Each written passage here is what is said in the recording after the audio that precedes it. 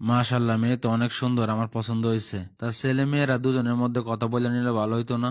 আপনি ঠিকই বলছেন, তাহলে ওরা পাশের ঘরে যায় কথা বলে আসুক। আপনি চাইলে আপনার ইচ্ছা মতন আমার প্রশ্ন করতে পারেন। জি অবশ্যই, আমার মাত্র 3টা প্রশ্ন আছে আপনার কাছে। আমার প্রথম প্রশ্ন, আপনার সবচাইতে বেশি কাকে ভালোবাসেন? যার চাই তার বেশি ভালোবাসা কাউকে সম্ভব নয়। ও, এই প্রশ্ন? আমি আমার মারে সবচাইতে বেশি ভালোবাসি। আমার দ্বিতীয় প্রশ্ন, আমি শুনলাম আপনি নাকি নিয়মিত কোরআন শরীফ পড়েন। আপনি আপনার পছন্দ মতন কোন সূরার অর্থ বলতে পারবেন?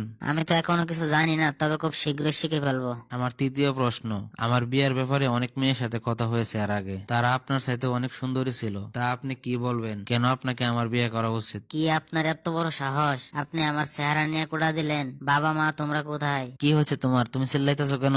আমি এই ছেলেকে জীবনও বিয়ে করবো না, অন্য মেয়ের সৌন্দর্য নিয়ে আমার কোড়া দিছে। আচ্ছা ঠিক আছে, তোমার বিয়ে করতে হবে না, তুমি এখন শান্ত হও। কিরে চকলেট, তুই মেয়েটারে কি বলছো যে তোর কথা শুনে এবার রাগি গেল? বাবা, আমি তার প্রথম প্রশ্ন করছিলাম তুমি সবচেয়ে বেশি কাকে ভালোবাসো। সে বলছে সে তার মারে খুব ভালোবাসে। তাই এত ভুল কি বলছে? ও তো ঠিকই বলছে।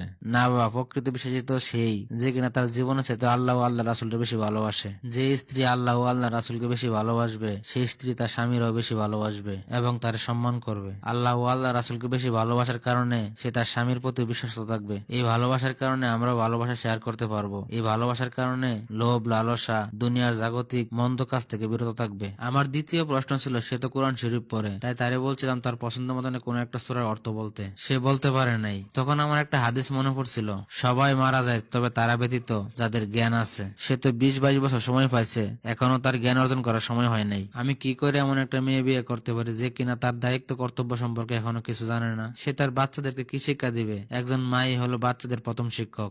যে স্ত্রী আল্লাহরে সময় দিতে পারে না, সেই স্ত্রী তার সন্তান স্বামীরে কি সময় দিবে? আমার তৃতীয় প্রশ্ন ছিল, এর আগে আমি আরো অনেক মেয়ে দেখছি, তারা সবাই তার থেকে সুন্দরী, কিন্তু তারে আমি কি কারণে বিয়ে করবো? এই কথাটা শোনার পরে সে রাগে গেছিল।